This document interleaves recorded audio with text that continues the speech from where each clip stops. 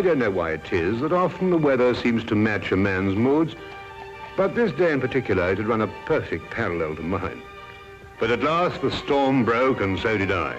The only way to ease my mind was to turn to action. Scotland Yard was the perfect place to begin.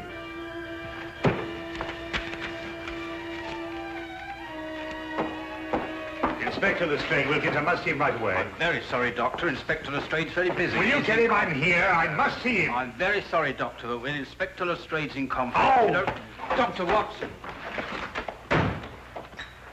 Ah, Dr. Watson, I'm very pleased to see you. Just having a cup of tea. Lestrade, something's happened to Holmes. He's disappeared. He's vanished. I haven't seen him for 2 days. Well, calm yourself, Dr. Watson. Calm yourself. Tell you he's disappeared. He may have been kidnapped, for all I know. Oh, kidnapped, eh? Or worse. Now, look here, Dr. Watson. Just because you haven't seen him for a couple of days doesn't necessarily mean to say that he's been No, kidnapped. quite. Well, if you want any proof, you can have it. There's no time. Come along with me.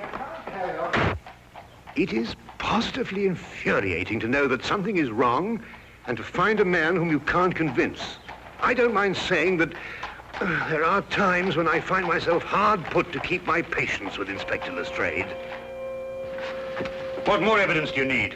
What man going under his own volition would leave his razor behind? Oh, he probably has another one. No, he hasn't. Come on, I'll show you something else.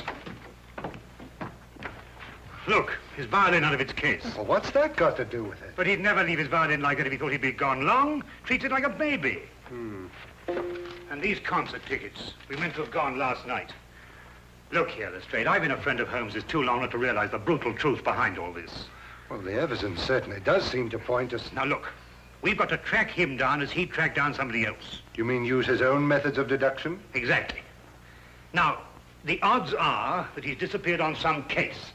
So the best thing we can do is to go through his correspondence and see who might have employed him. Oh, look at this. Bills, advertisements, bills. It'd have to be at the end of everything, wouldn't it? Now, what have we here? Chap wants Holmes to investigate his neighbor. He says a lot of people go into the house and nobody ever comes out. What do you make of that? Well, Now, look, you see that's a left-handed writer, and by the feel of the paper, I'd say he was in pretty good circumstances. Yes, well... Well, attention to details. That's the secret of Holmes' success. You see, we already know something about the writer before we meet him. Yes, there's only one thing, though. Sherlock Holmes' disappearance had nothing to do with him. Oh, why? This letter's dated 2 years ago. What? Oh, yes, so it is. Well, where else would he keep his correspondence? Oh, anywhere on the chandelier, if it wasn't too much effort to get up there. Well, let's have a look around. Well, going through Holmes' things would take a month. No, we'd best get another approach. Well, have you any ideas? Wait.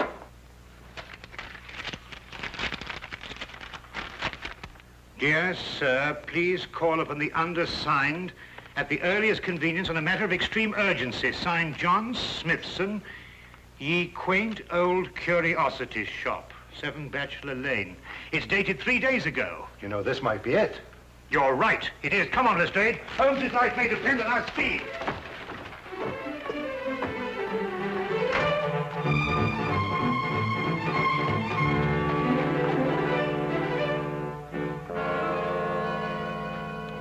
Sinister-looking place. Well, it looks just like any other old curiosity shop to me. You think so? Then why was this Smithson so keen to get Holmes here, eh? Yes, interesting. What, do you mean all this stuff in the window? I mean the stuff that isn't in the window. Look, I don't understand you, Dr. Watson. What do you mean? Well, it's perfectly obvious, isn't it? No. Oh, isn't it? Well, we won't get anywhere standing here. Come on. Wait a minute, Dr. Watson. I still don't know what you mean by all this stuff that isn't in the window. Come along, Lestrade.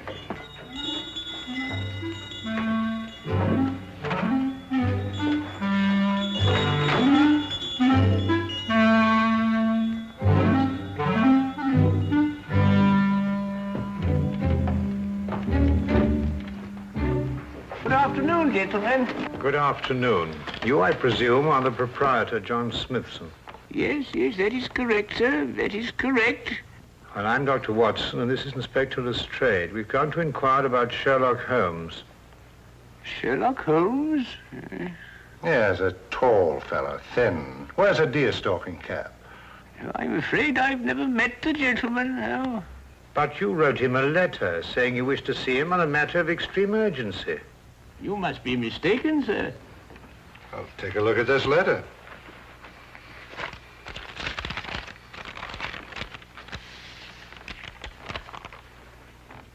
Is that your handwriting? Oh, it isn't anything like my handwriting. Here, I'll show you what my handwriting is like.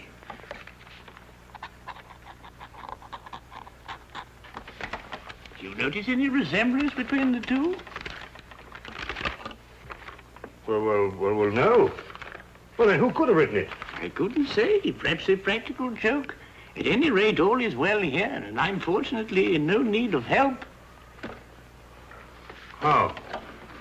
Well, do you mind if we browse around a bit? Do browse indeed, gentlemen. I like to think of my shop as an oasis of tranquility in life's busy thoroughfare.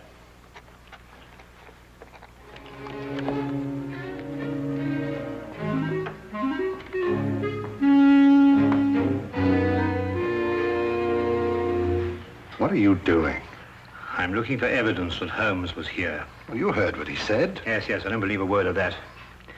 There's something about him. I don't trust him. It's as if I'd seen him before somewhere. Well, that's not very scientific. No, perhaps not. But I'd like to have a look round anyway.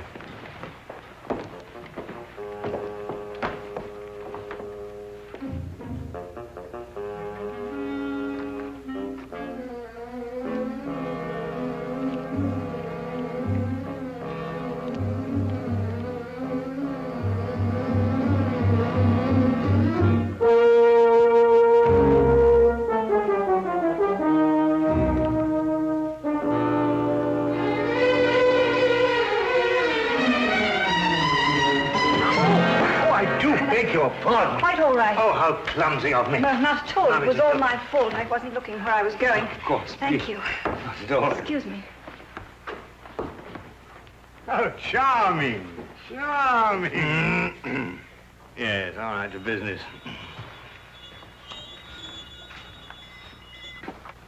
Ivanhoe. I must remind myself to read that again sometime. What's this? Proper deportment of young ladies in polite society. What a fabulous title. I'm afraid that book is not for sale. What do you mean, not for sale? I understand everything in this shop is for sale. Yes, everything except the books on that shelf, sir. And now the shop is closing. Nearly, 2 o'clock in the afternoon. Yes, for repairs. I have the decorators coming in. I'm afraid I must ask you to leave, young man.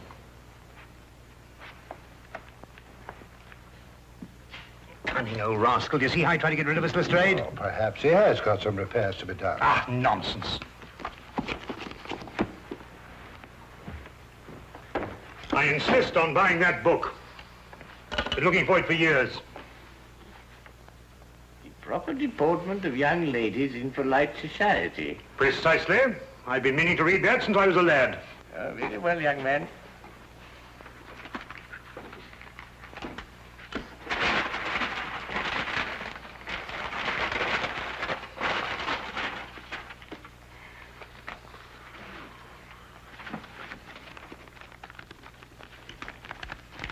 One shilling, please.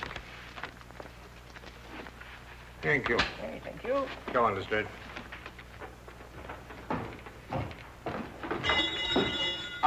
Excuse me, Governor. Not at all.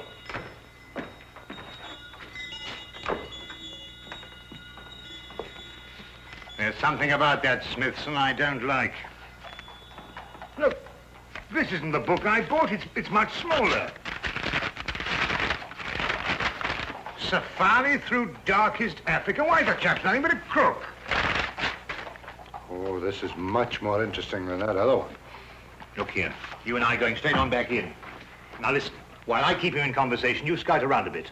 Well, he'll suspect we're up to something. No, of course he won't. Holmes and I did this in that red-headed league affair. Worked perfectly. Come on.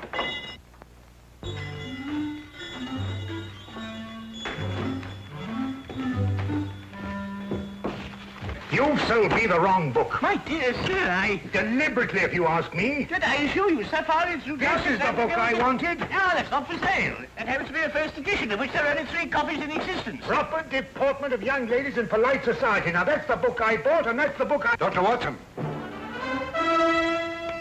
Holmes's clothes. I found them in an old pilot's chest. Oh, good Lord.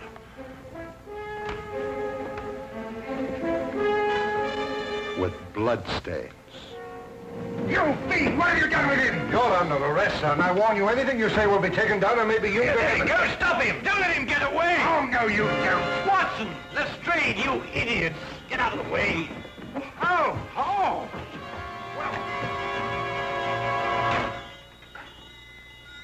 He's gone with the message. Who's gone with what message? An escaped convict with the message that woman left for him in the book.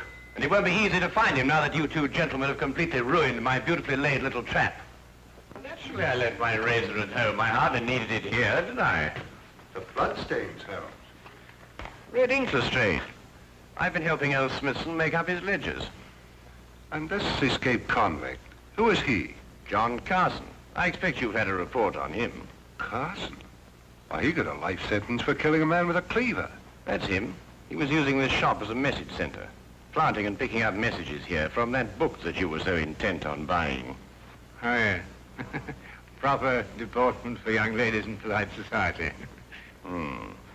Smithson recognized him when he first came in. It seems that Carson was once employed here, but the old gentleman was afraid to go to the police. Why? Because Carson threatened to kill him if he did, so he sent for me instead. Hence my little disguise.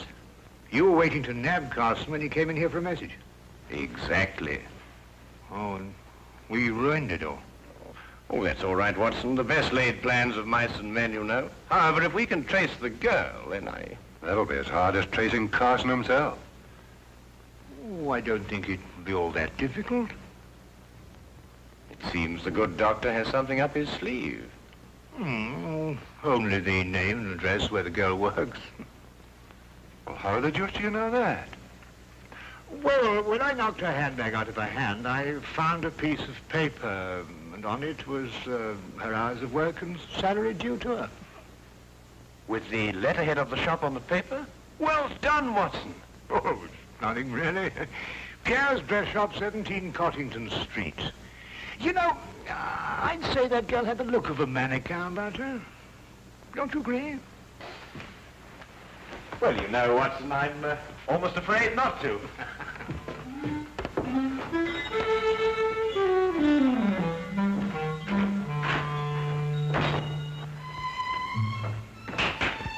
And now, mesdames and messieurs, you will see the supreme creation of Pierre with me, myself.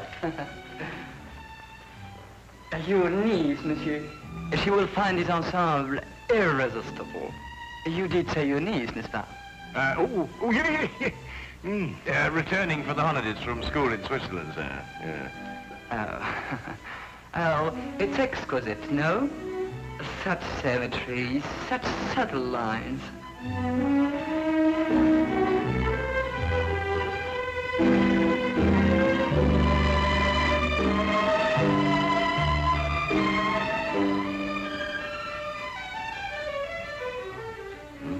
That's the girl we're looking for. Observe how it hints, but with such discretion. Oh, la jeunesse, la youth. I say it's a bit daring, isn't it? But it's daring age, monsieur, and now the 20th century.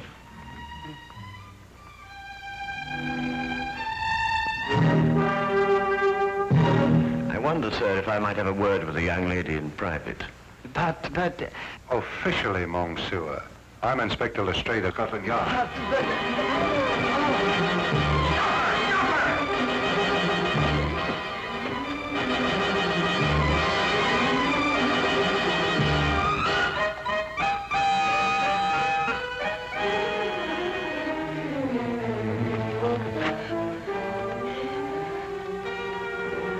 Really isn't any use, you know, even if you ran away.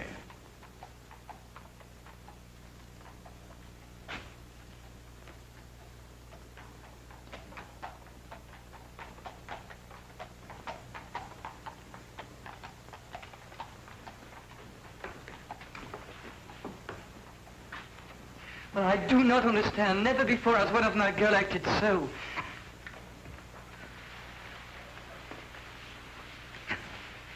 Would you mind telling me where he's hiding now, miss? I don't know. I swear I don't. And yet you left a message for him. A gentleman friend gave me the message and told me to leave it in the book. Probably a pal of Carson's, if she's telling the truth. What was in the message?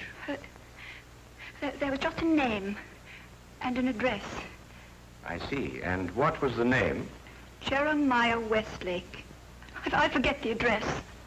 Jeremiah Westlake.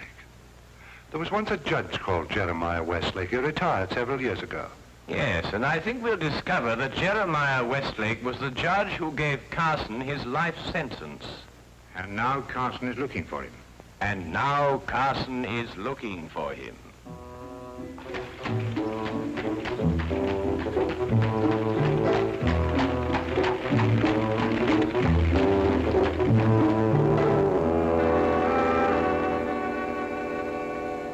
Mr. Holmes, Dr. Watson, and Inspector Lestrade.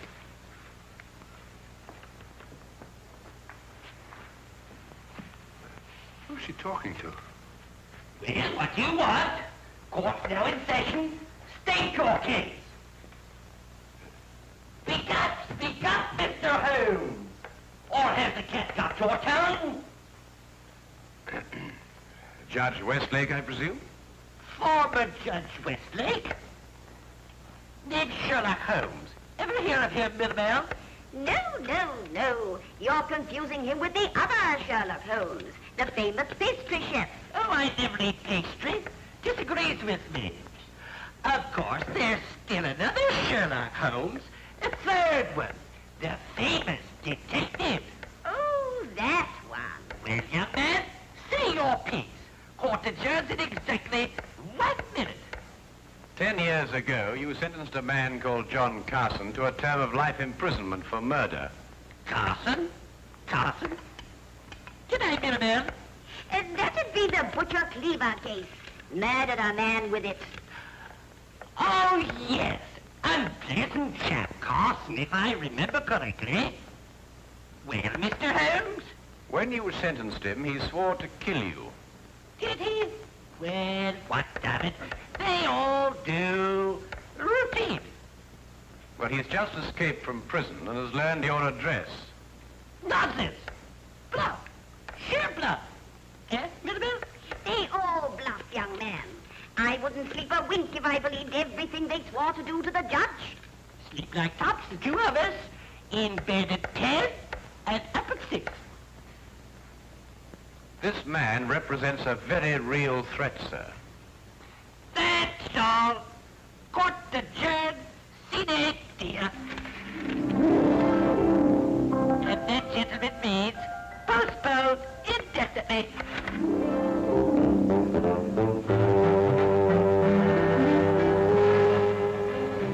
Do forgive us our little whimsy, gentlemen. A hobby, you know. They're our children, really. We have no others, you see. It's a delightful hobby, Mrs. Westlake. About this man Carson, sir. With your permission, I'd like to place a guard in the house. Until we apprehend him, of course. Oh, dear me, no. Tumbling heaven knows what all over the place. I wouldn't hear of it, Inspector. We appreciate it, though. Speaking as a medical man, sir, knowing this murderer's mentality, I must advise you to... Sorry, Doctor, but we can't give in to idle threats. Why, we wouldn't have any law if we did. Won't you gentlemen join us for tea? Thank you, Mrs. Westlake, but perhaps another time. No, you mustn't take these things so seriously. Good day, Mrs. Westlake, and thank you. Good day, Mr. Holmes. Do come again sometime. You must see our Punch and Judy. With pleasure. All the same, sir, I'm going to station my man outside the house. Well, all right, but tell them not to step on my petunias.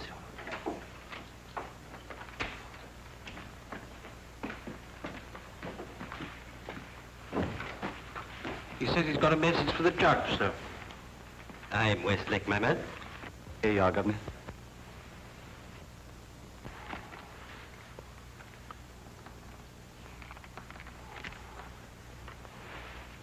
Dear Judge, I'm one of your old court attendants. I'm on me deathbed and I've got to make out me will for me little granddaughter. Will you come and help me and oblige? John Casket, 67 Clifton Road. Ever have a court attendant called John Casket, sir? Well, it's hard to say. I've had so many court attendants. Who gave you this note? Bloke on the street, sir. But he said to tell the judge he was in bed dying. What do you look like? How about this eye, sir? Thin face, seedy looking, if you know what I mean. That's Carson, all right. What's he pay you? A couple of bob, sir. Oh, there you are, sir. Just the sort of thing to send you off on an errand of mercy to your death. Dear me, I never cease to marvel at the duplicity of human nature. Can I get the 2 bob, sir? Oh, yes, yes. Oh, thank you kindly, Governor. Well, Holmes, we've got him. 67 Clifton Road. Yes, Wilkins. Yes, sir. Get the men together. We're going to Clifton Road. Not so fast, Lestrade. This might be a ruse. Of course it's a ruse. Of another kind. To get you to abandon the police cordon around the house. Oh, I see what you mean. Oh, well, if that's his idea, he's in for a surprise. I'm going to keep the cordon here. Good idea, Lestrade. Now, don't you worry, sir. Why, I'm not the least bit alarmed, sir. I'm going to have my tea.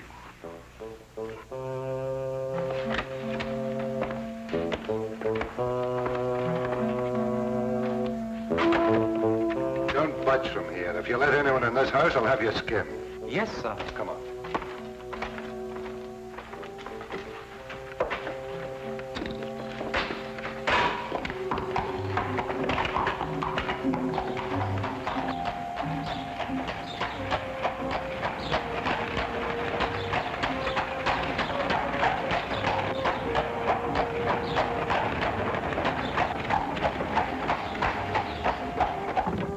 Oh, well, nab him either way. At Clifton Road or when he tries to break into the judge's house. Lestrade, who did that messenger describe? Carson, of course. And who else? You mean who else? Himself. He described himself, Lestrade. Cabby, turn around and go back to the house at once. As fast as you can. At last, I understood the cause for Holmes' concern. We had gone off and left the killer with the very man he'd sworn to kill. John Carson wasn't the kind of man to miss an opportunity like this. He was there, and we were not. There was nothing left for us to do but hope, and every passing second was against us.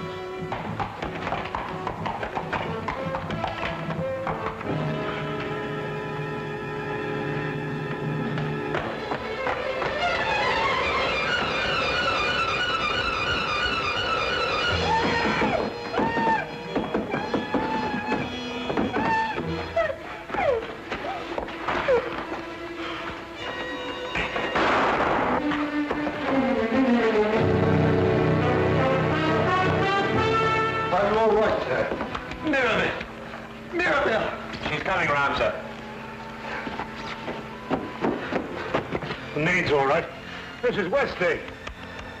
No, not too serious. Only suffering from shock. It's all right, dear. It's all over now. Jeremiah, are you all right? Yes, dear. Oh, that terrible man. Oh, dear. Our poor children. But I don't think they're damaged, dear. Sometimes I forget they're not real.